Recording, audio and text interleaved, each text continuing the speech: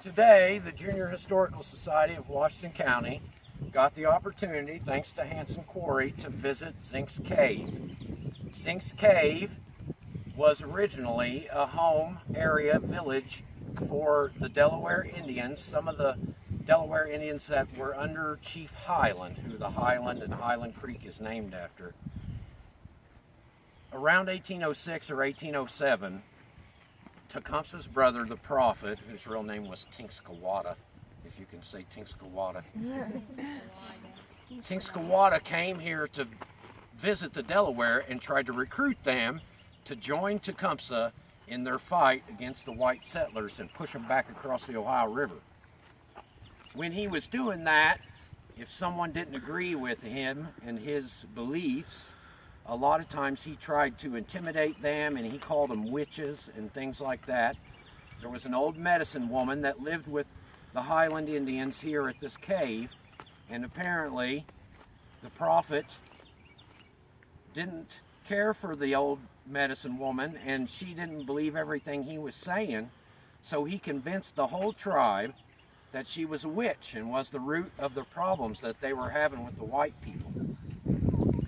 So all of the young warriors got really fired up, and they grabbed a hold of her and bound her, and they marched her down to the forks of Highland Creek and Blue River, and they tied her to a tree, and they piled wood up around her feet, and they set the wood on fire and burned her alive. Now our historians, the pioneer historians, claim that this old woman never made a sound the whole entire time. Even whenever they lit the flames on her, she never spoke a word. And they say that back in the pioneer days that there were 3 pioneers, who I'm sure you guys have, some of you have heard of: George Beck from Beck's Mill, George Brock, who Brock's Creek is named after, and William Lindley, who lived where McDonald's is today, and his wife named the town of Salem. All 3 of those men could lead you right to the tree where that woman had been tied and burned. And you could actually, back in the pioneer days, see the scorched tree where that woman was burned to death. Now, when Tecumseh came back and joined back up with the tribe, Tecumseh was not happy with his brother, the prophet, because Tecumseh was trying to stop the practice of burning people. So he actually beat up his brother, supposedly really severely beat up his brother. And from that point on, there's no more recorded instances of the Shawnee Indians burning anybody after that. So apparently Tecumseh got his point across.